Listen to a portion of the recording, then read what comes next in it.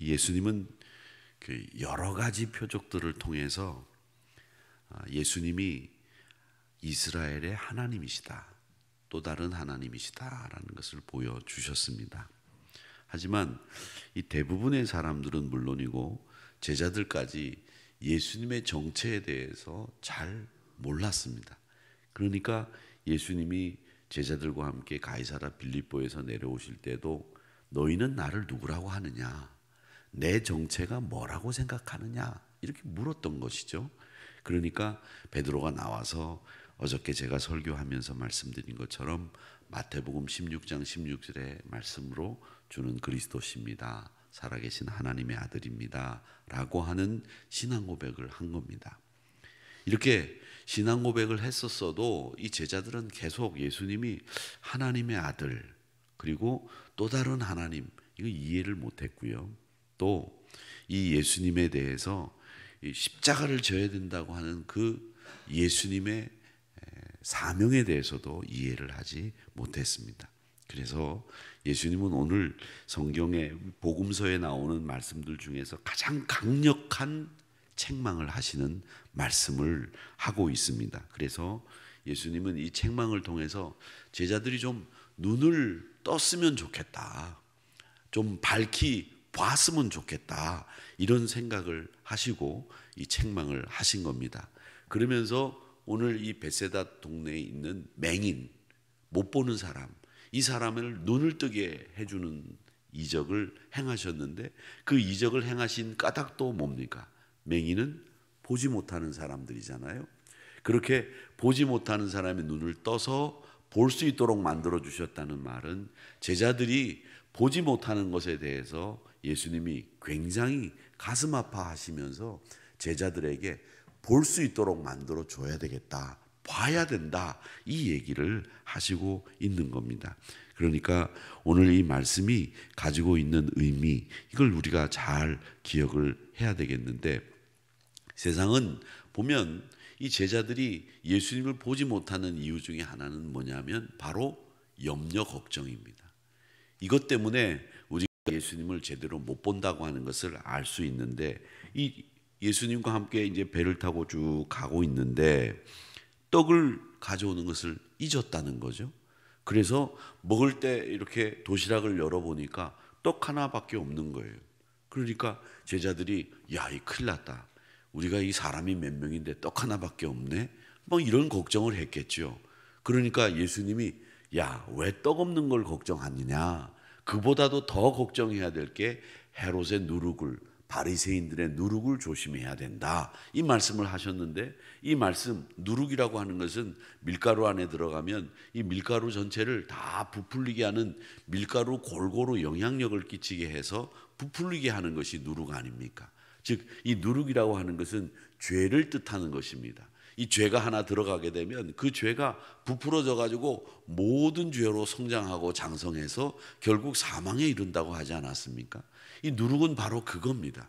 그러니까 정작 우리가 주의해야 되고 우리가 주의를 기울여야 되는 것은 죄에 대해서 주의를 기울여야 되는 것이고, 그 부분에 대해서 우리가 걱정을 해야 되는 거지, 빵 없는 것은 걱정할 필요가 없다는 겁니다. 왜 그렇습니까? 주님이 같이 계시기 때문에 7천 명에게 밥을 먹이고 7광주리나 남기고, 또 5천 명을 먹이고도 12광주리가 남았던 일이 있는데 너희들 기억하고 있지 않느냐. 그 일을 기억한다고 한다면 이 떡 없음에 빵 없음에 걱정할 필요가 없지 않니?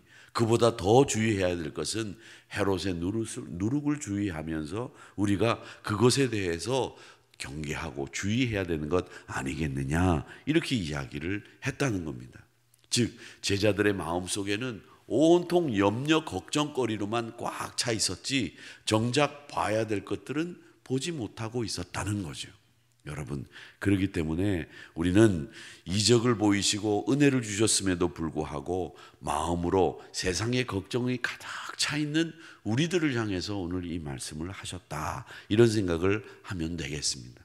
염려함으로 네 키를 한 자나 더 할 수 있느냐? 그렇지 않지 않느냐? 그런데 왜 염려하면서 걱정하느냐?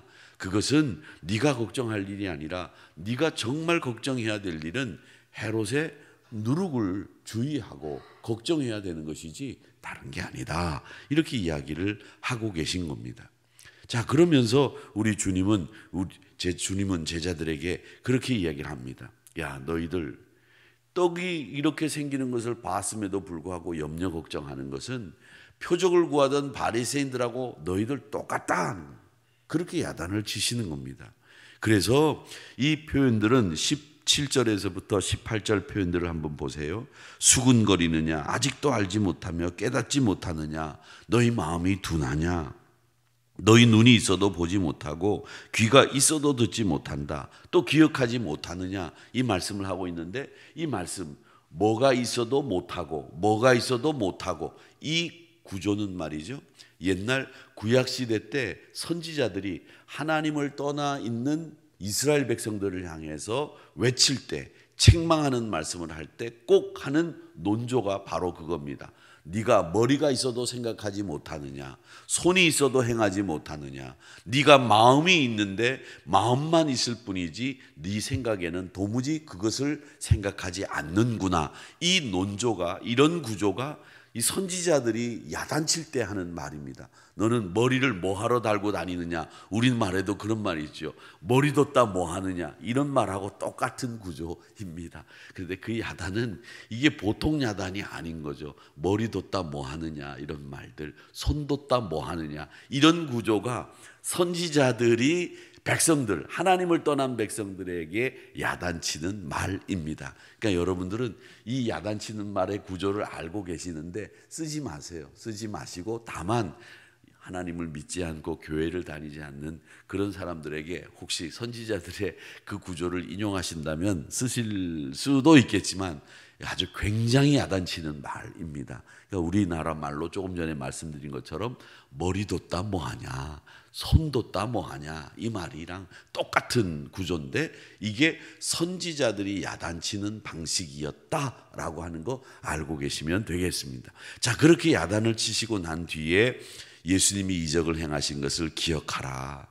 왜 그걸 기억하는 너희들이 어처구니 없게도 빵 없는 것을 가지고 걱정들을 하고 있느냐, 이렇게 말씀하십니다. 이 말씀은 우리에게 뭘 깨닫게 해두냐면, 우리 안에 죄가 있고 우리 안에 죄를 지으려고 하는 경향성이 있음을 왜 아직도 깨닫지 못하고 왜 아직도 알지 못하느냐, 정말 어리석구나. 너희들이 정말 걱정해야 될 일은 네 안에 아직도 죄를 지으려고 하는 경향성이 남아있다. 네가 아직도 눈을 떠서 제대로 나를 바라보지 못하고 있구나. 네와 함께하고 있는 예수님이 누군 줄 알고 있느냐, 이걸 말씀하고 있다라고 하는 것입니다. 자, 그러면서 22절에서부터 26절까지 말씀에는 이 벳세다에서 맹인을 고치는 이야기를 하시고 있습니다. 이 맹인은 앞을 못 보는 사람이죠. 그 옛날에는 앞을 못 보는 분들, 또 걷지 못하는 분들, 또 뭐 여러 가지 장애를 가진 분들이 많았습니다. 여러분, 생활이 어렵고 힘들수록 그런 동네에 가면 장애를 가진 분들이 참 많이 계십니다. 이 벳세다도 어부의 집, 물고기의 집이라는 뜻을 가지고 있는 동네 이름입니다. 이 벳세다는 이 갈릴리 지역에서도 굉장히 유명한 어부들의 동네입니다. 그런데 여기에 이 어부가 대부분인 곳에서 맹인이 있었던 모양입니다. 그러니까 이 맹인과 제자들을 이렇게 지금 겹쳐서 보이는 거예요. 앞을 못 보는 사람들 맹인, 그리고 정작 앞을 바라보지 못하는 제자들, 이걸 같이 쓰면서 우리 주님이 지금 말씀하시는 내용은 뭐냐, 이 주님을 따르면서 주님 곁에 있으면서 앞을 못 보는 사람들처럼 주님을 바라보지 못하는 사람들, 그 사람들을 우리 주님이 고쳐 주셨다. 이 말은 제자들에게 제발 앞을 볼 줄 알고, 제발 자기 안에 있는 죄를 깨닫고, 제발 내가 누구인지를 알고, 제발 내가 어떤 사명을 감당해야 되는지 너희들이 나를 따라다녔다고 하면 알아야 되지 않겠느냐, 이 얘기를 하시고 있는 겁니다. 그래서 그들에게 지금 예수님이 맹인을 고쳐주시는 장면이 나오는데, 여러분, 그 맹인을 처음 안수한 것이 한 번 안수로 고쳐주신 게 아니라 2번 안수를 하세요. 그런데 재미있는 것은 첫 번째 안수를 하고 난 뒤에 맹인에게 물어봅니다. 야, 너 뭐 보이냐? 그랬더니 맹인이 대답을 합니다. 뭐라고 얘기하느냐 하면 이렇게 얘기합니다. 사람들이 보이나이다. 이렇게 얘기해요. 아, 그래? 사람들이 보여? 그런데 그 다음 말이 중요합니다. 나무 같은 것들이 걸어가는 것을 보나이다. 여러분, 이 사람들이 보이나이다라고 했는데 그 사람들을 뭐라고 얘기하느냐면 나무 같은 것들이 걸어 다니는 것을 보나이다. 즉, 보지 못하는 사람들을 지금 이 말씀을 통해서 제자들이 듣게 하시는 말씀이에요. 맹인이 뭐라고 얘기하느냐? 사람이 분명히 보인다고 했어요. 그런데 사람들이 걸어 다니는 것이 보입니다. 이렇게 얘기 안 하고 나무 같은 것들이 걸어 다닙니다. 이렇게 얘기하거든요. 그러니까 이 말씀은 뭘 얘기하느냐면 예수님을 바라보지 못하고 자기 죄의 심각함을 바라보지 못하는 이 사람들을 향해서 너희들은 사람이 아니라 나무 같은 것이다 라고 하는 것을 지금 말씀하고 있는 거거든요. 그래서 이 맹인이 사람이 보입니다. 그랬으면 나무가 걸어 다니는 걸 맹인도 몰랐겠습니까? 나무도 눈을 떠보니까 걸어 다니네. 지금 이 얘기가 아니거든요. 사람들이 보이는데 그 사람들이 나무 같은 것이 걸어가는 것으로 보인다는 말은 우리 사람이 곧 나무라는 얘기예요. 아무 생각 없이 자기 행동을 하고 있는 이 제자들을 야단치는 맹인의 또 다른 일갈이라고 하는 것을 우리가 배우게 되는 겁니다. 여러분, 그러니까 우리는 오늘 이 말씀을 통해서 제자들에게 영적 진리를 깨닫게 하시려고 하는 예수님의 그 노력을, 예수님의 마음을 엿볼 수 있는 겁니다. 영적 진리를 깨닫지 못하고 있는 이 제자들의 한심한 모습을 예수님이 책망하는 거예요. 너희들이 눈이 있는데도 왜 못 보느냐? 머리가 있는데도 왜 생각을 하지 못하느냐? 왜 손이 있는데도 제대로 실행하지 못하고 그렇게 게으름을 피우고 있느냐? 이 말씀을 하고 있는 거거든요. 그러니까 오늘 이 말씀을 통해서 우리는 꼭 교훈받기를 소망합니다. 여러분, 우리가 빵이 없다고 걱정할 일이 아니에요.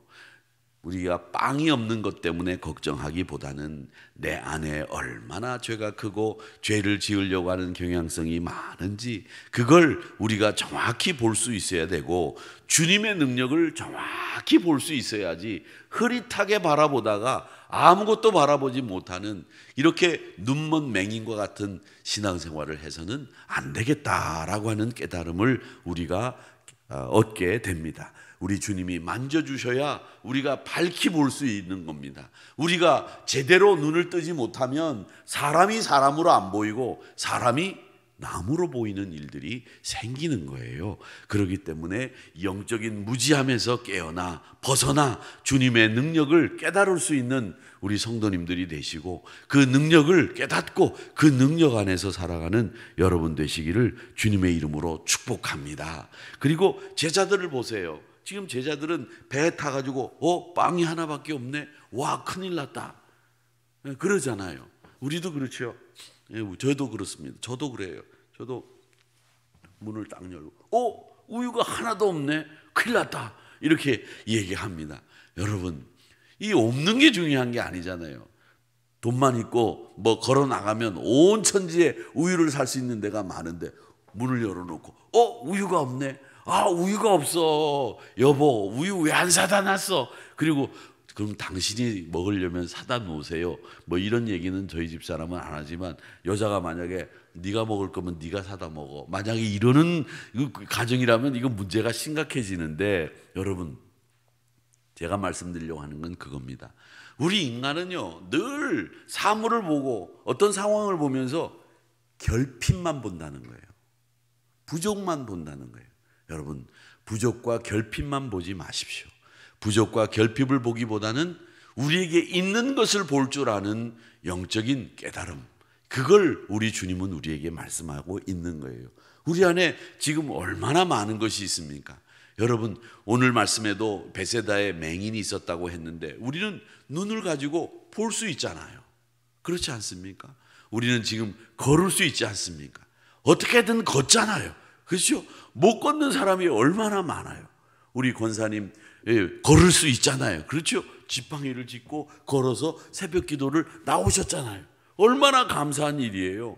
못 걷는 분, 권사님보다 나이 반도 안 되는 사람이 지금 못 일어나 가지고 병원 침대에 지금 누워 있는 사람들이 얼마나 많은지 한번 보세요. 그런데 우리는 지금 걸을 수 있거든요. 우리는 또 많은 사람들이 먹지를 못해서 수액을 꼽아가지고서 지금 영양분을 공급받고 있는 사람들이 병원에 얼마나 많은지 몰라요. 그런데 우리는 우리 손으로 음식을 먹을 수 있고, 우리가 우리 손으로 우리 귀로 들을 수 있고 맛볼 수 있고 살아갈 수 있잖아요. 이게 얼마나 우리가 있는 것들이 많은지 우리를 살펴보면 지금 있는 게 너무 많아요. 그런데 우리는 지금도 그 많은 걸 가지고 있으면서도 없는 것만 봐. 없는 것만 봐요. 아, 이렇게 머리털이 많은데 머리가 없다고 그래요. 여기 없으면 여기 있잖아요. 그렇죠? 여기 없으면 여기 있는 거고. 그렇게 생각하면 우리는 정말 너무 많은 결핍만 보고 있구나, 이런 생각을 하게 됩니다. 저부터 그렇게 없는 것만 보고 있거든요. 그러니까 오늘 이렇게 빵 없음에 걱정하는, 결핍을 바라보는 제자들 되지 말고 우리가 주님이 함께 있다고 하는 그 사실을 볼 수 있는 믿음의 성도들이 되었으면 좋겠다. 그래서 우리 모두 우리 주님이 함께 하심에 넉넉함을 가지고 이 한 주간도 승리하시는 저와 여러분이 되시기를 주님의 이름으로 축복합니다. 그래서 이 영적인 눈을 뜨는데 우리 주님이 2번 안수하셔가지고 영적인 눈을 뜨잖아요. 이건 뭘 얘기하느냐면 우리의 영적인 눈이 뜨여지기가 그렇게 어렵고 힘들다는 걸 상징하는 것이 바로 베세다의 맹인에게 2번 안수함으로 눈을 뜨는 것을 통해서 배우게 되는 거예요. 그러니까 여러분, 영적인 눈 뜨기가 그렇게 힘들고 어렵다는 거죠. 그러니 여러분, 그 어렵고 힘든 영적 눈뜸에 여러분들은 환히 눈을 뜨셔서 예수님이 곁에 계신 것을 보시면서 결핍 바라보지 마시고 넉넉함과 내게 있는 것을 바라보며 감사할 줄 아는 그런 성도들이 되셔서 이 제자들이 깨달음을 얻기 위해서 정말 험난한 과정을 거쳐가는 그런 모습을 오늘 이 아침에 보셨는데, 우리 모두 이 말씀으로 다시 한번 깊은 깨달음과 통찰을 통해서 주님과 함께 임마누엘 하시는 여러분들이 되시기를 주님의 이름으로 축복합니다.